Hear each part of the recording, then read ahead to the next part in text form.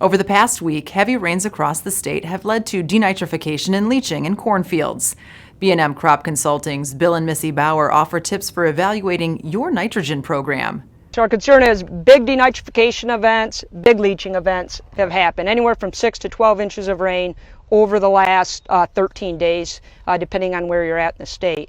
When we get that much rain, if your soils are saturated like that, if we got soils that got water sitting, just saturation, denitrification wise, you can lose up to 60% of your nitrogen in 3 days. Right. when we're warm, and we're certainly warm, 75, 80 degree temps. That's the type of losses that you can see. 3 to 5 days you can lose 60 to 80% of your nitrogen, and when you're setting in a bad position, we've got great growing conditions, good moisture now, but we don't have enough N to finish the crop, and that's what we're out here trying to evaluate. So we don't want to walk away from this crop. What we need to do next week, as things get a little bit drier, we can get back out into the fields, we want to pull some nitrate tests. So nitrate tests need to be pulled 1 foot deep, and that's really critical. It's a different soil probe than your normal one for soil testing. It's one that's going to be longer to get us a full foot.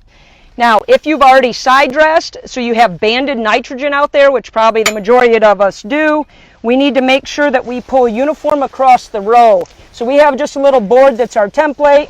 Our first hole is in the row, and then we got 5 holes going across to put us back in the row on the other side. So we want to make sure it's uniform as we go across there, knowing that one's in the middle. We should hit that band with one of them and not the other ones. We are staying away from the starter fertilizer band. Now, if you've just broadcast your nitrogen, you don't have anything banded, then you can just pull your cores random, just stay out of the starter fertilizer band. Once you get ready to pull these, you can't let these samples sit around. We got to get them into the lab right away. So you pull them in the morning, UPS them out that same day, or drive them to the lab if your lab is close to get the nitrate analysis done. And it's important to tell your lab what depth you pulled those samples at, because they're going to do the calculation based on the parts per million of nitrates, or we can even take ammonia test, how many parts per million ammonia we have in the soil right now, because some of that nitrate may have been converted already. Right, so make sure we're pulling them at that foot, let your lab know it's at that foot. When you get the information back, then what are we looking for? If you get your numbers back and you're in that 10, 12, 13 parts per million of nitrate, that's not going to be enough to get us through the rest of the season here.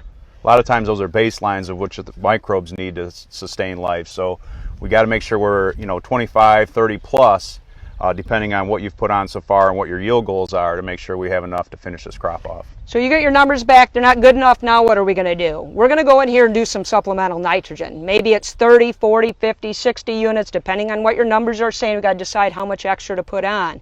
How are we going to do that? If it's, in this case, we're already at V9, V10 corn, we're going to be able to come in with Y drops. We're going to maybe look at aerial application with an airplane with urea and AMS, or we could maybe a high clearance dry spreader as well. So there's a lot of options to put nitrogen on. The key is we cannot walk away from this crop.